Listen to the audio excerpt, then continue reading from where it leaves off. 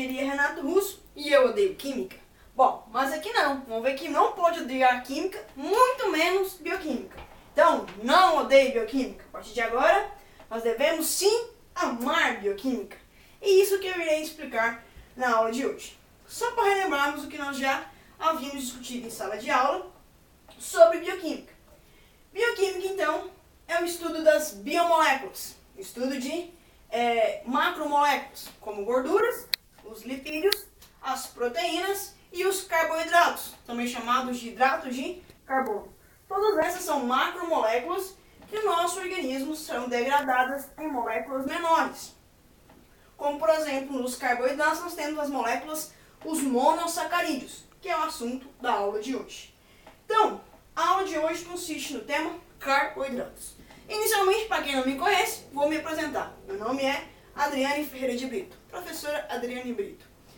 Bom, eu leciono disciplinas para vários cursos de saúde. O enfoque dessa disciplina específica é a disciplina de bioquímica para cursos que não envolvam tanta química, como, por exemplo, enfermagem, fisioterapia, entre outros.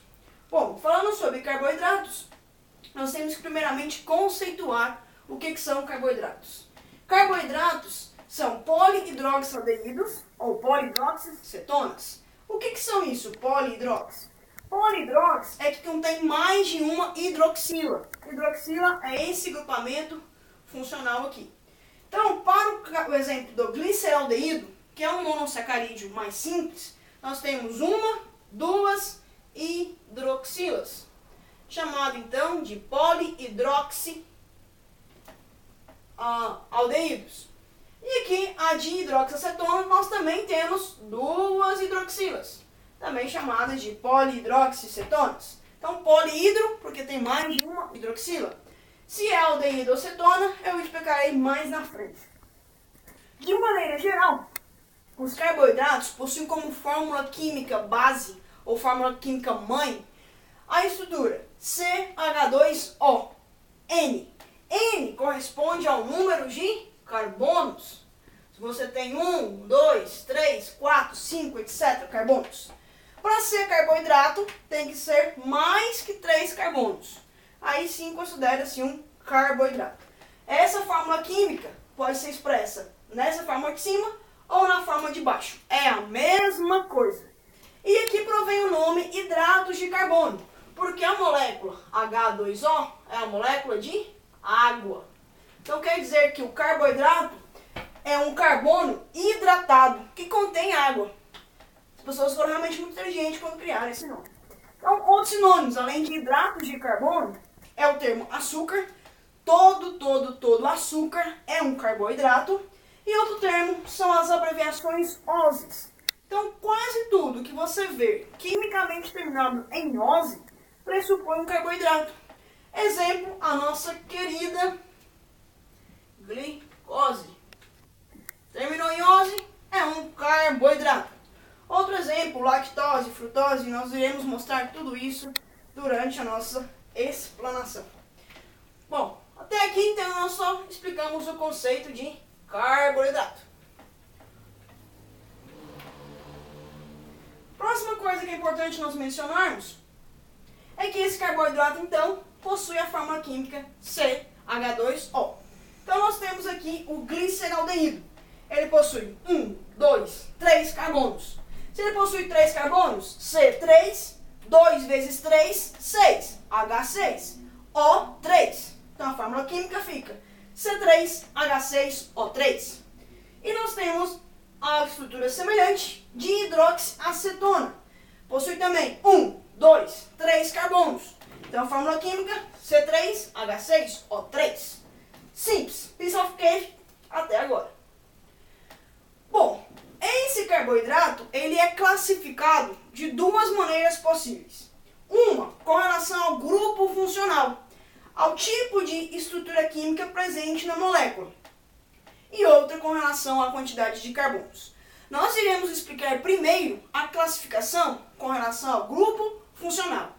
Para tanto, então, nós temos uma molécula desenhada aqui, gliceraldeído do slide anterior. Quando nós vamos analisar o carboidrato, você tem que verificar se esse carboidrato possui uma carbonila. O que é uma carbonila? Carbonila é C-O. Isso é uma carbonila. Se a carbonila estiver em uma das extremidades, a molécula possui o grupo funcional aldeído. Como é um açúcar contendo aldeído é classificado como uma aldose.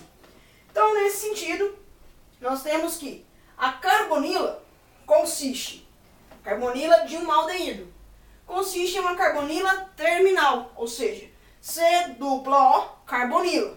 Do lado, hidrogênio e do outro lado, um radical. Pode ser um carbono, 2 carbonos, 3 carbonos, etc. E aqui eu ilustrei, então, um açúcar com mais carbonos, mas também com o mesmo grupo funcional, que é o aldeído. Então, esse também aqui é um carboidrato da classe ou das aldoses.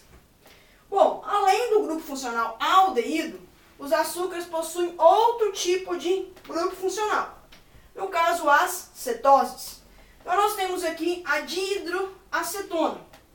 A diferença do gliceraldeído para a dihidroacetona é o grupo funcional. Sendo que aqui nós temos uma carbonila que não está na extremidade. Não é uma carbonila terminal. Ela vai estar próxima ao lado de 2 carbonos. Então nós temos aqui a carbonila no carbono 2. Por que carbono 2? Nós temos aqui carbono 1, carbono 2, carbono 3. Essa carbonila é classificada como uma carbonila cetônica, de um grupo funcional cetona. Então, como o açúcar contém o grupo funcional cetona, o açúcar é classificado em cetose. Então, nós temos aqui destacado a carbonila, da dihidroacetona, e aqui da frutose, o açúcar presente nas frutas. E nós temos aqui a carbonila novamente no carbono 2. Então, toda a cetose estará presente em sua estrutura química, no carbono 2, uma carbonila cetônica. Então, os dois exemplos são de açúcares contendo a carbonila cetônica. Bom, com relação então a grupo funcional, classifica em aldose e em cetose. Outro tipo de classificação é com relação à quantidade de carbono. Todos esses açúcares aqui ilustrados são da classe dos aldeídos. Possuem a carbonila terminal. Então, todos esses açúcares são da classe das aldoses. Bom, isso com relação ao grupo funcional. Agora, com relação à quantidade de carbono. Nós sempre deveremos contar quantos carbonos tem no açúcar. Então, vamos lá começar com o gliceraldeído. Ele possui 1, 2, 3 carbonos. Quando o Brasil ganhou o tricampeonato mundial há muito tempo atrás, ele foi tricampeão. Como tem 3 carbonos, recebe o nome de tri, e como é um açúcar, ose. Então, tri de 3 carbonos, ose por ser um açúcar. Exemplo de triose, que também é uma aldose, o gliceraldeído, que nós já discutimos aqui. Outro exemplo, nós temos a eritrose. A eritrose possui 1, 2, 3, 4 carbonos. Quando o Brasil ganhou lá em 1900 alguma coisa, o campeonato mundial pela 4ª vez, ele foi hexacampeão. Oh, desculpa, ele foi tetracampeão. Então, se o carboidrato possui 4 carbonos, ele será tetrose. Porque te de 4, ose por ser um açúcar. Então aqui nós temos o exemplo da eritrose. Em seguida, nós temos um açúcar contendo 1, 2, 3, 4, 5 carbonos. Se eu tenho 5 carbonos, é uma pentose.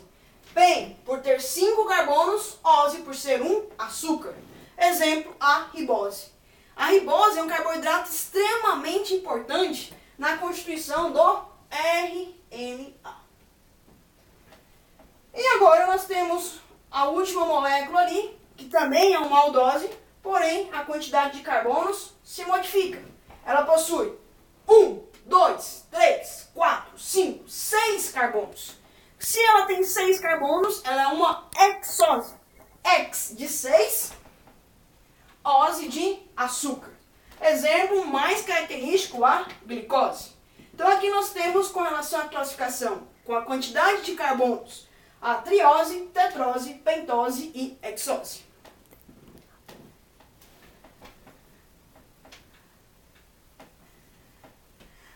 Bom, todas essas aqui eram uma aldose. Vamos passar agora para uma cetose e faremos um exercício antes do vídeo acabar. Então a fórmula química, só para ressaltar novamente. Se é 3 carbonos, C3H6O3. 4 carbonos, C4H8O4. 5 carbonos, C5H10O5. 6 carbonos, C6H12O6. Dicas: o número do carbono sempre será igual ao número do oxigênio. Última dica: o hidrogênio sempre será o dobro do carbono e o dobro do oxigênio. Bom, até aqui, tranquilo.